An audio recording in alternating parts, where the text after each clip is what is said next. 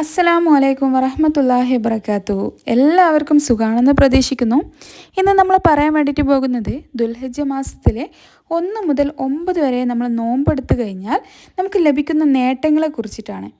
നമുക്കറിയാം, ദുൽഹിജ്ജ മാസത്തിലെ ആദ്യ 10 ദിവസം എന്ന് പറയുന്നത് തന്നെ വളരെ ശ്രേഷ്ഠമേറിയിട്ടുള്ള ദിവസങ്ങളാണ്.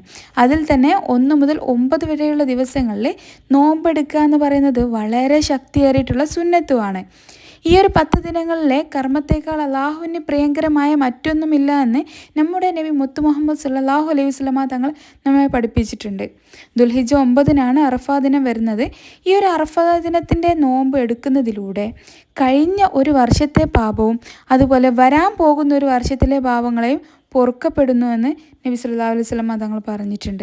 ഇനി നമുക്ക് നോക്കാൻ വേണ്ടിയിട്ട് പോകുന്നത് ദുൽഹിജ്ജ മാസത്തിൽ നമ്മൾ 1 മുതൽ 9 വരെയുള്ള ദിവസങ്ങളിൽ നോമ്പെടുക്കുന്നതിലൂടെയുള്ള നേട്ടങ്ങളെ കുറിച്ചിട്ടാണ്. അതിൽ ഒന്നാമതായിട്ട് പറയുന്നത് ജീവിതത്തിലുടനീളം നമുക്ക് ഐശ്വര്യവും ബറക്കത്തും ലഭിക്കുന്നു. അതുപോലെ നമ്മുടെ സമ്പത്തിൽ വിശാലത വരുന്നു.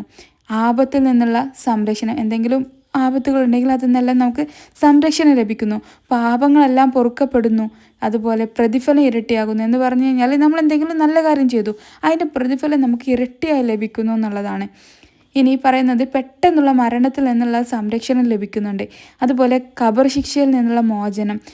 ഇനി പറയാൻ പോകുന്നത് പരലോക വിജയം നമുക്ക് ലഭിക്കുന്നുള്ളതാണ്. അതുപോലെ തന്നെ നരകമോചനം, അതുപോലെ സ്വർഗം ലഭിക്കുന്നു. എന്തൊക്കെ കാര്യങ്ങളല്ലേ. ഇത്രയും കാര്യങ്ങൾ കിട്ടി കഴിഞ്ഞാൽ തന്നെ നമ്മുടെ ജീവിതം ഫുള്ളി സക്സസ് ആയി എന്ന് തന്നെ നമുക്ക് പറയാൻ വേണ്ടിയിട്ട് പറ്റും. ഈ ഒരു പുണ്യദിനങ്ങളിൽ നോമ്പെടുക്കാൻ വേണ്ടിയിട്ട് നമുക്ക് എല്ലാവർക്കും റബ്ബ് തൗഫീക്ക് നൽകട്ടെ. ആമീൻ.